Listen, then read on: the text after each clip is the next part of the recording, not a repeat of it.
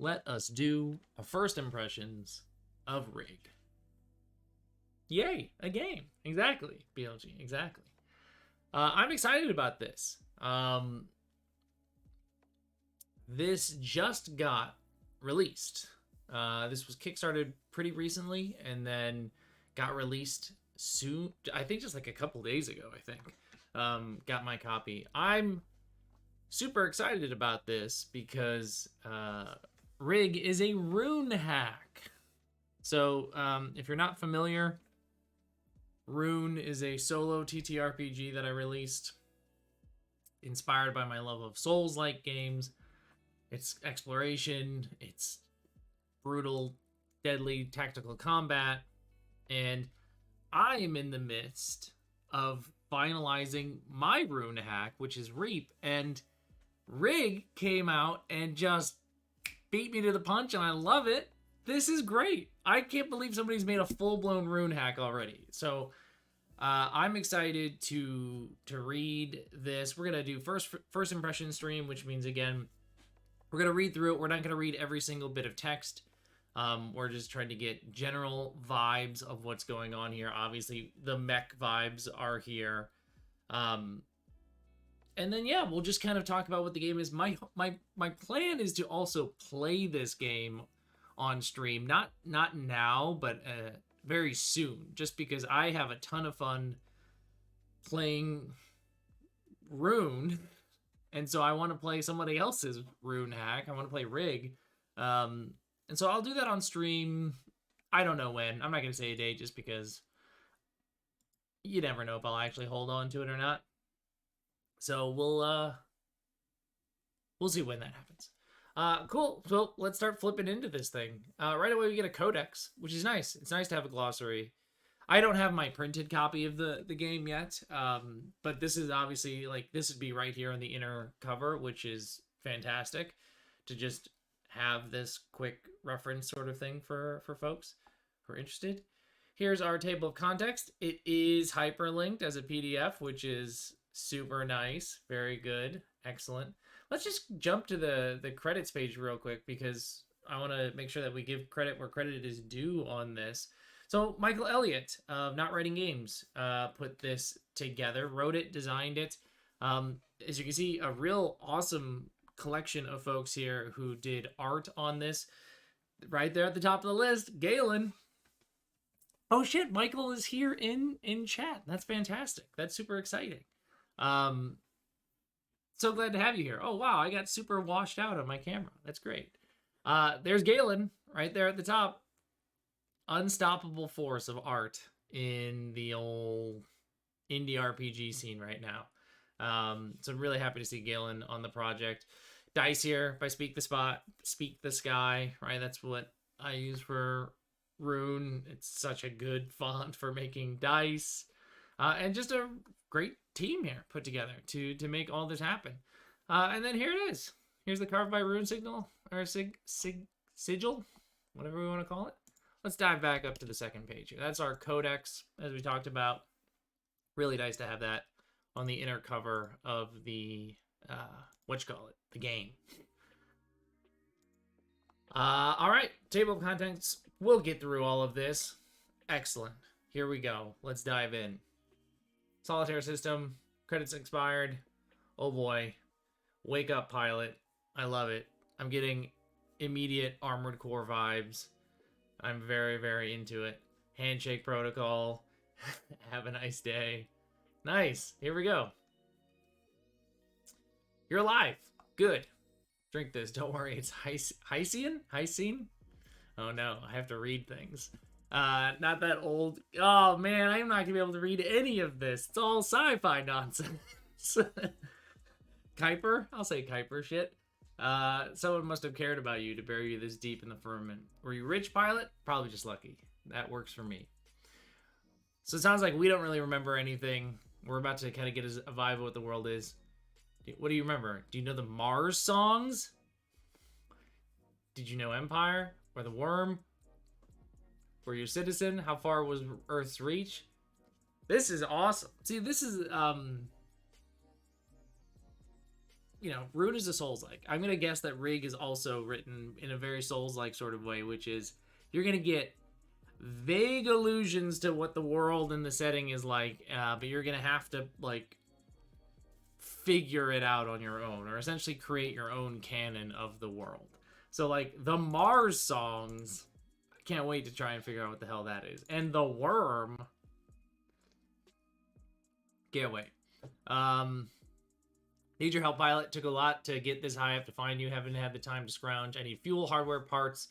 Climb into that corpse, get the dead core going. Let's do this thing. Dead pilot for a dead rig on a dead planet. You'll fit in perfectly. Let's do this. Here's our rig. This is our mech that we're going to be in. Welcome to your rig. A reclaimed dead core. Murdered mech. Jesus.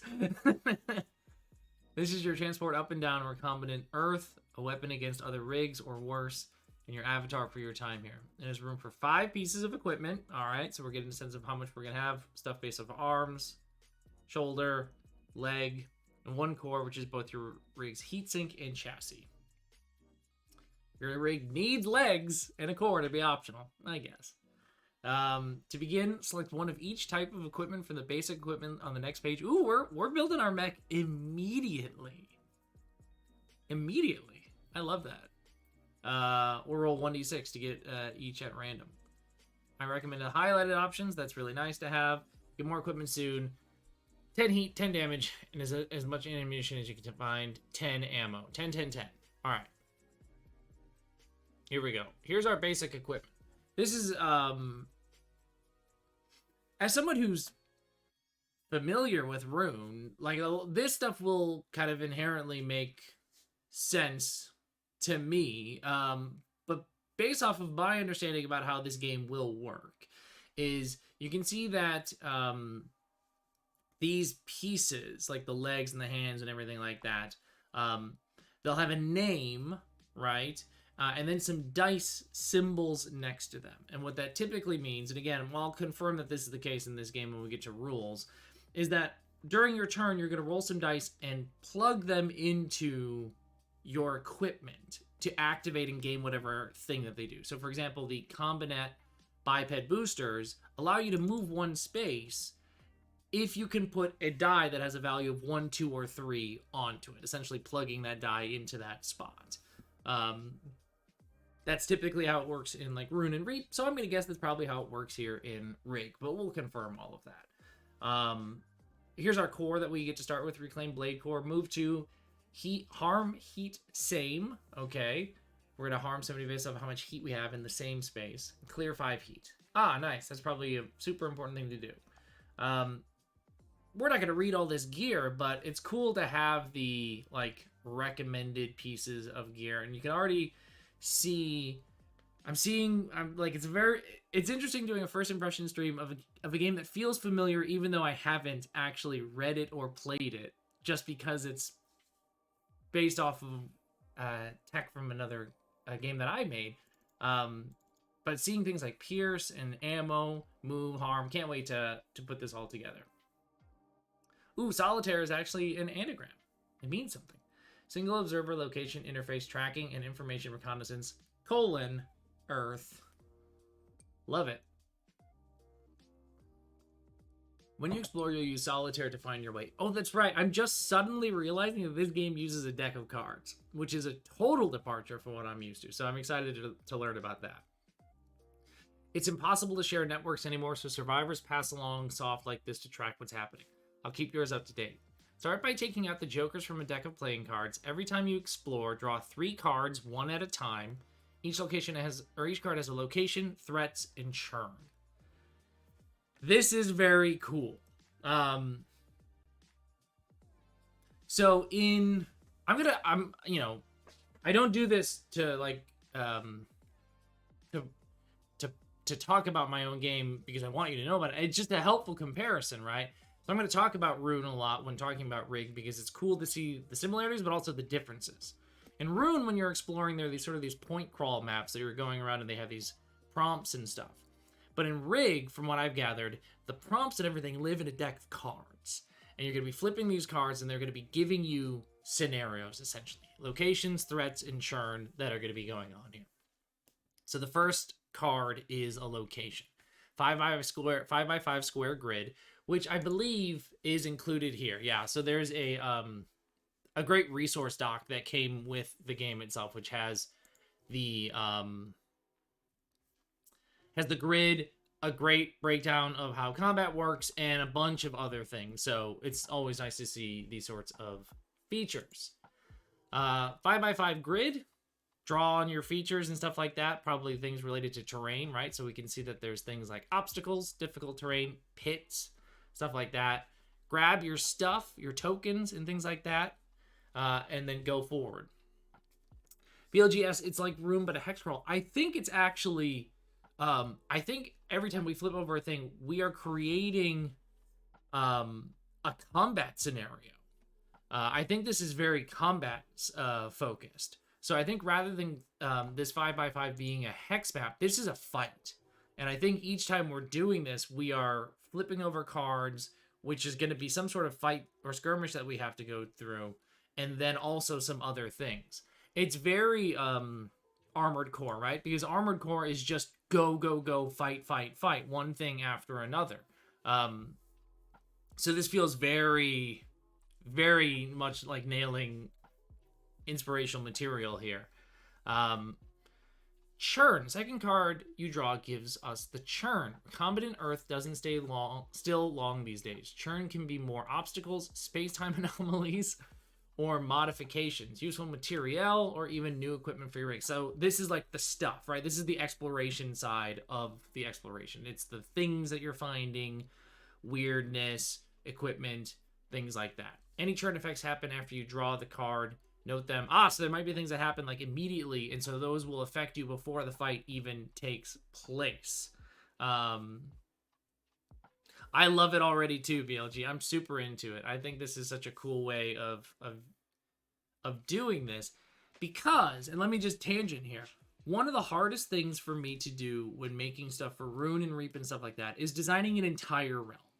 Is coming up with what is the theme of the realm, the rules for it, the points, the things that are going to connect all those points. There's a lot of work that goes into that.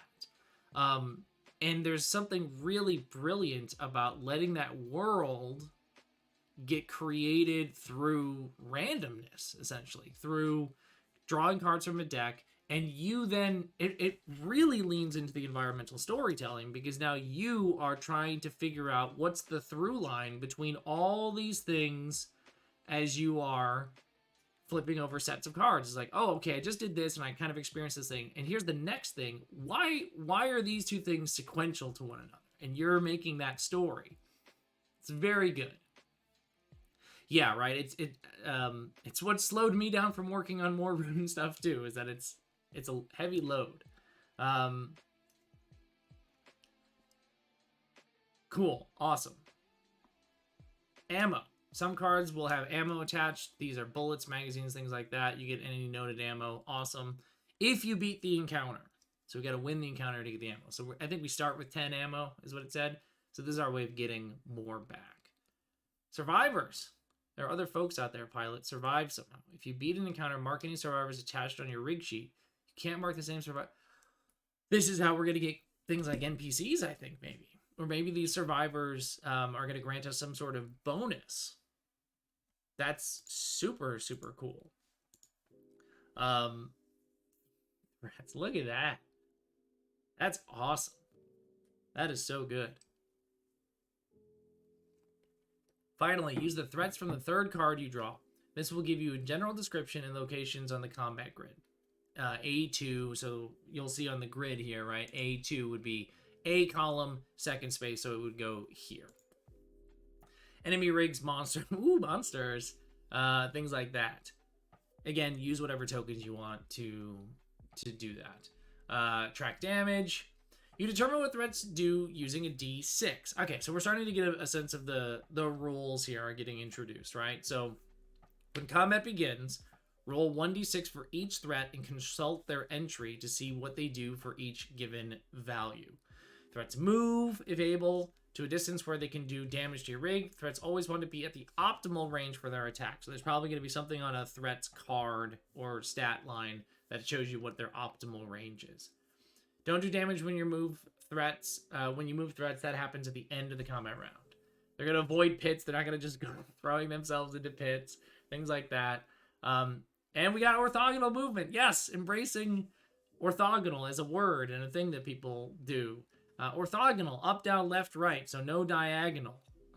So if we look at our grid here, moving one space from B2, you can go here, here, here, or here. You cannot go to the diagonal spaces. Those are 2 spaces. That's what moving orthogonally means. How you calculate things like range and stuff like that. I've just realized that there's sort of like a tutorial going on alongside all of this. And again, I'm not playing the game. I'm just flipping through it. But this is really nice to be like, oh, okay, go do this thing to see what this is like. Now that Solitaire has mapped out the encounter, you can use your rig to beat these threats. Let's do it. This is called the combat round, and it has 5 steps. I'm going to guess these steps are pretty familiar. Determine threat actions. We just did that, right? So you're rolling d6 for each, and it's going to tell you what they're going to do. Move threats. So threats will move if they've earned any movement through their actions and stuff like that. No more than 2 threats can occupy a space. There you go. So you see what the enemy does. You also know anything that they're going to do beyond movement because you've seen their actions. And to kind of paint the picture here, again, if you're not familiar with RUNE, there's an intentionality to this order of things. This is to represent and mimic the experience of learning an enemy's moveset in a Souls-like game, right? When you fight enemies in Souls-like games, it's really more like a rhythm game, right? It's a puzzle and a rhythm game in which you find the openings as they show up against enemies. It's learning the enemy movesets and things like that so that you can anticipate what they're going to do and take advantage when the windows appear in front of you. That's why things are ordered this way in Rig and Rune and Reap and stuff like that, is you know what the enemies are going to do. You've learned their move set of sorts. They're going to start moving, and you know what else they're going to do. And so now it's time for you to think about what you're going to do. That's where step 3 comes in. So you start with 1d6. Ooh, that's only 1. Ooh. Mark 1 heat on your rig sheet for each additional d6 you want to roll. Very good. I love that. So you could get a bunch of dice if you really wanted to and just like heat up your thing. If your heat is at its max, mark damage instead. So there's a limit to how much you can do that. If we recall that item all the way back up, the core, the core I think let you like dump 5 heat. So it sounds like that's going to be kind of a part of the rhythm of the game is like push, push, push, dump heat, push, push, push, dump heat. But finding those windows when dumping heat is safe for you to do, right? Because these enemies are going to be pursuing you constantly. I love it. So we roll, assign the dice to the equipment like I was talking about before. Don't have to use all the dice. Great. You can only use a part once per round, so you can't just like slam it all, like 4 dice into your missile pod and just activate it a billion times. And you can add things together. Which is important because that core that we talked about before needs a 7 in order to get that heat dump. 7 is a great number that Michael has chosen here for this particular thing. It incentivizes the player to interact with the summing component of the rules. So people will think about things summing more often because of this, because they're going to need to dump heat. And statistically, 7 is the most likely outcome when you add 2 dice together, 2 6-sided dice. Because no matter what the first result is, you can always hit 7 with the second result. And that's not the case for any other number in the range. So 7's a great number to have chosen here, and I think this is really smart design on Michael's part. So then you move, right? So you see what the enemies are going to be doing. They've started to move. You now know what you're capable of, and now you're going to move and then deal harm, and all harm is dealt at the same time. So this is part of the game as well, is you and the enemies are going to attack each other at the same time in this game, in Rig. So you have to kind of think about, like, okay, I could go in and like nuke that threat, but I also know that they're going to hit me back, and I'm making myself vulnerable to getting hit by this person. So you have to, it's a game, it's a dance, it's a rhythm game. These sorts of things. Apply armor, so there's some sort of armor, which is cool. And then that's a round, right? And then you do that again and again and again until you've defeated all the enemies, in which case you have beaten the encounter. Yeah, of course, Michael. I think that's so smart. So smart what you've done there with that. I really like that decision. So if we've done it, we beat the encounter. Discard the 3 cards, and you may explore again to deal out another encounter. So we get to it sounds like we get to decide if we're going to keep going into this deck. You may do this as many times as you want. Your rig is destroyed when it reaches 0 damage. Interesting. So it seems like we can keep going, but we can probably pull out too. And so it's like going on, it's almost roguelike then as a result, right? You're going on these runs that are randomly generated, and you're deciding how far into the run you want to go. If you get destroyed, there's probably some sort of, consequences. And then here's the refitting. That's so good. That's really clever.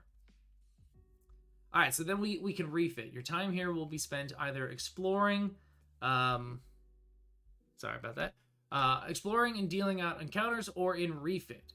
After you beat an encounter, you can choose to refit rather than explore. When you refit, recombinant earth changes. You'll need to shuffle all those discarded cards right back in. Love that. Hey, Kongan. The game looks amazing so far. I'm really into it. Michael has done something super cool with the kind of the RUNE framework. Made some really clever changes here that I think are really good. This also happens if your rig is destroyed, right? So then, like, the earth shifts. It kind of goes back, which is neat. Clear all your heat to do that. Excellent. Clear damage and add munitions. Patch you back up. Clear all damage marked on your rig, then roll 1d6 and add that much ammo. So we can get ammo back by refitting. And then change equipment. If you've got anything on you, you can swap it out. Look at that. Look at that art. That's so cool. That looks great. It's kind of cool seeing the human element to these mech games. Oftentimes it gets kind of forgotten, right? Especially when you're just these giant mechs. But it's kind of cool to see the people rebuilding this stuff. Space for 5 equipment and a core, right? We've got most of that stuff ironed out when we picked our basic equipment up top. If you find it, add it to the crawler. Now you've got some stuff that you can hold on to. Hey, Diesel Shot. It's good to see you. Some equipment will take multiple slots. So some things will use up both your hands and stuff like that. So, it's probably pretty good, but you're limiting the number of places that you can put dice by doing that. And by having 5 pieces of equipment, there's a really, high chances that whatever dice you roll during combat can find a place in one of those equipment slots, right?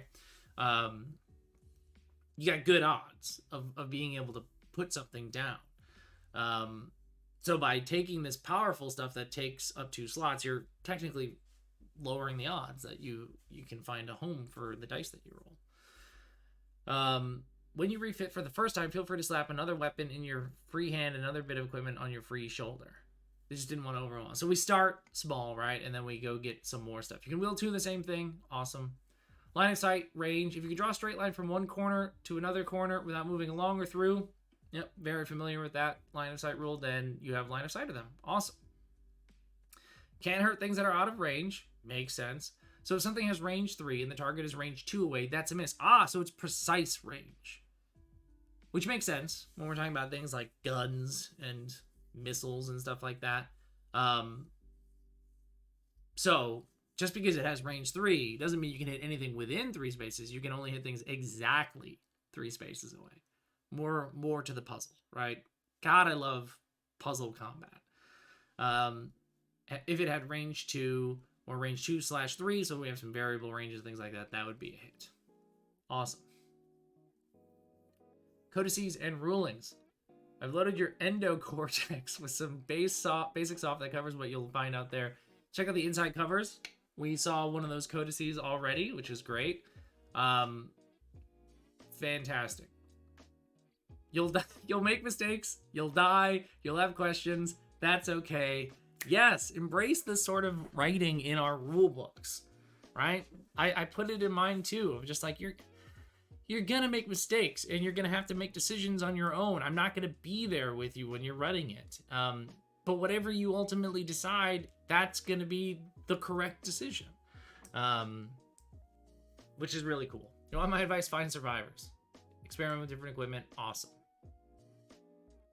I mean, I'm already sold on the game, right? I'm sold on this premise here of, rather than going through these like prefab worlds and stuff like that, you are now creating your own individual stories with each roguelike run that you're going on with this deck of cards as your series of encounters that you're making. Super good. It's super, super good. It's one of those situations where I get angry and jealous with how good it is. I'm not actually angry, but I just like, this is really good. It's really good. There are many layers and shells that are common in Earth, but we sort them into 3 overall areas. We learn a little bit about the game here, or about the world. Firmament, where we are now. Surface, what remains of the continents and the planet's crust, things like that. And then the core, the 3rd and final shell. I don't know what is down there. Ooh, I guess we're gonna find out. You progress through this Earth by having encounters and discarding cards. Some cards will allow you to discard other cards, hastening your descent down the layers. And then if you refit, obviously you're going back up to the top layer. If the deck is out of cards, you've reached the next area. Oh, that's how you progress. You want to burn through that deck. You want to burn through that. I'm not good at basic arithmetic, so let me do a spot of math here for a second. 52 divided by 3 is 17.3 encounters. Now, obviously, again, like Michael just said here, there's going to be cards and stuff that let you discard other cards. So you gotta get through a lot of fights to get to the next thing. But I'm guessing there's like ways to kind of like burn through some of this stuff. Gathering some of those NPCs and survivors, probably, right? Those will probably give us some advantages on these things. That's, it's so good. It's so good. When the deck is out of cards, yeah, we've reached the next thing. Shuffle the deck and enter into refit. So we get to refit at least when we go between things. Thank God. If there aren't enough cards to complete an encounter, you reach the next area. Nice. So if you had like 2 cards left, right? Because the math isn't like perfectly divisible by 3. Yeah, nice. You may go back to any area you've previously completed after you refit. When the deck is out of cards, when you're at the core, the game is over. Awesome. The Firmament.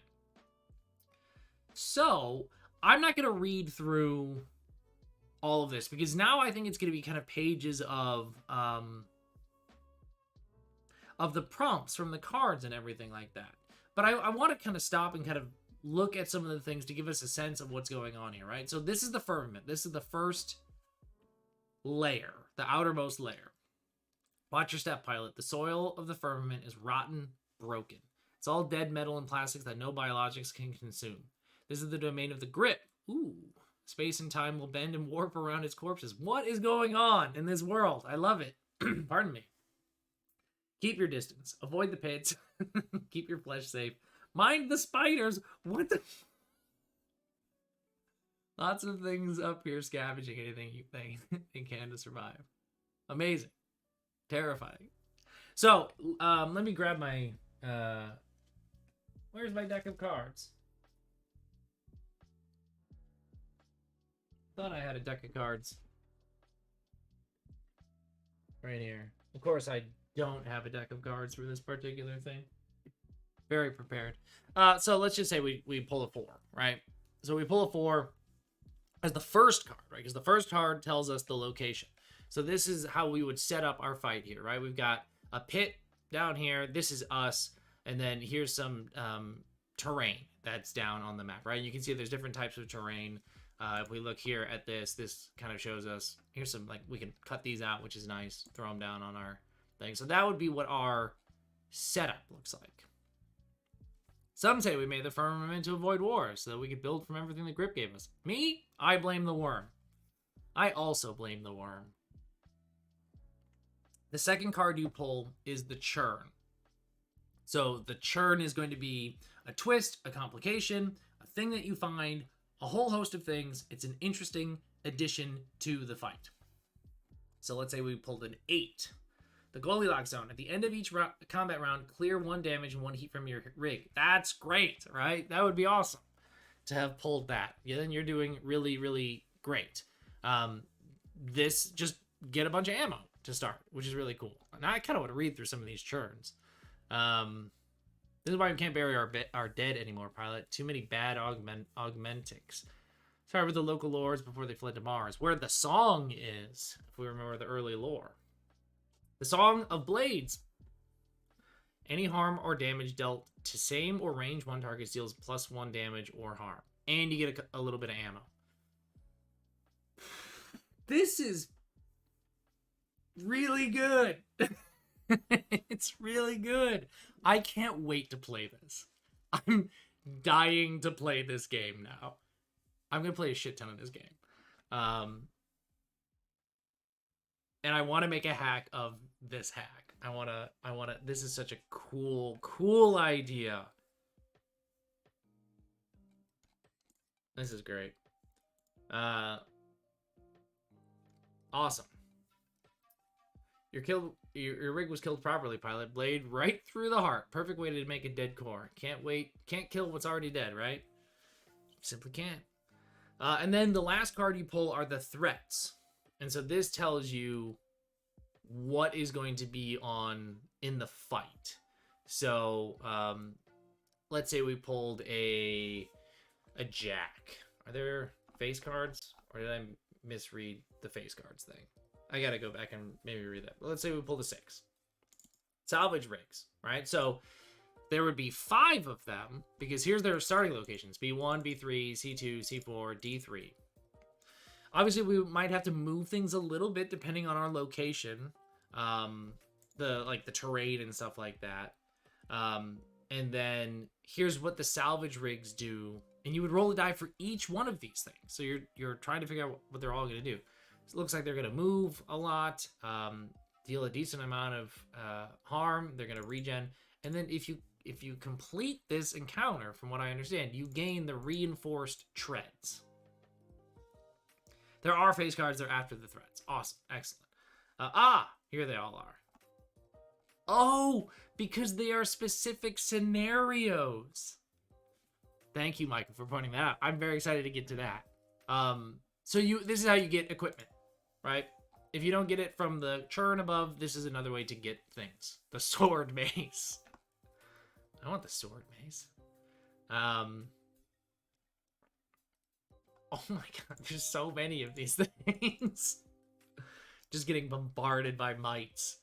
So, as Michael has pointed out here, and I have now excitedly flipped to, there are face cards. And a face card, by the looks of it, does, like, everything. It's got stuff, like a whole bunch of stuff that you're doing here, right? When you draw a jack as a location, do not draw for a churn or threat. Instead, use the churn and threat listed here. When you defeat this encounter, and each time you refit in the firmament, discard all jack cards from the deck. This is a way to, like, start moving through it, right? Deleted layer. And so then this is going to tell you what the scenario is. And this scenario isn't even a combat scenario. This is a survival scenario here, right? End of every round, draw a new card, and things are going to start, like, the layers are falling apart, and you've got to survive this particular thing. That's awesome. Mother Ananzar. When you draw a queen as a location or threat, discard any other cards and use the encounter detailed here. Sick. When you defeat this encounter and each time you refit, discard all queens. Now we're figuring out how you can kind of like churn your way through the deck. And if you draw an Ananzar tank threat, discard it and draw another. If we kill the queen. So here's this. It gives you a specific scenario. This is like finding the bosses and the mini bosses and the named characters in a Souls-like game, right? You found the big encounters, the big, important, impactful encounters, and now you got to deal with it. Wow, this person seems insanely dangerous.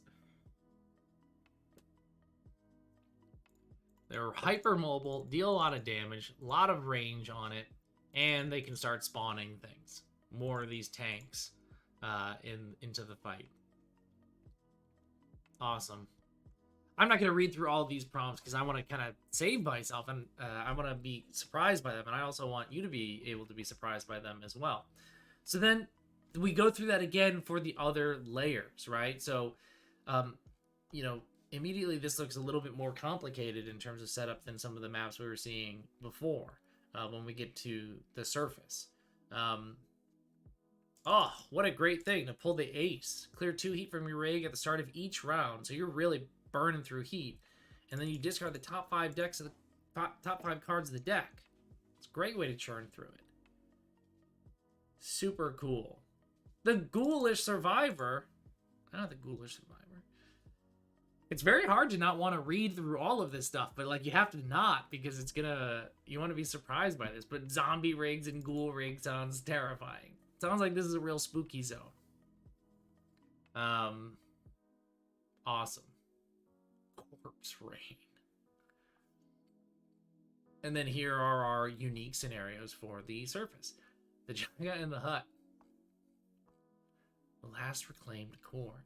This must have been so fun to write.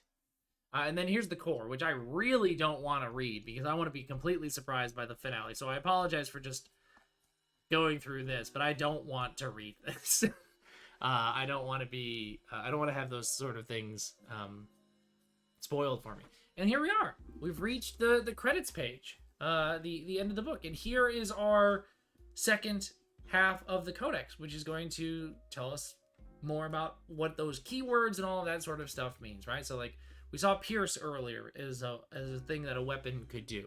And so this ignores all armor when applying damage. We saw Web on another thing. Create difficult terrain in an unoccupied space within range 1. That's cool.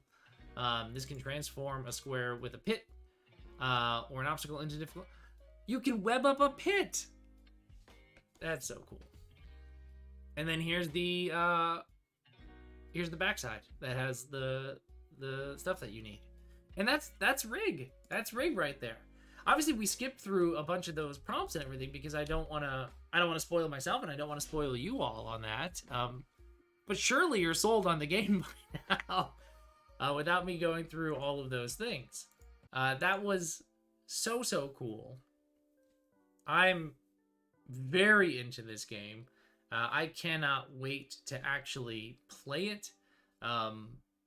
So yeah, Michael did a fantastic job. This game just came out on itch. I'll drop the link here in chat on stream, and then of course if you're watching this as a VOD later on, there will be links to all of this stuff down in the description of the video later on. But this game is totally worth picking up. It seems fantastic. I'll be playing it very soon. So yeah, that is my first impressions. I hope you all are as convinced as I am that this game is very good because it seems fantastic.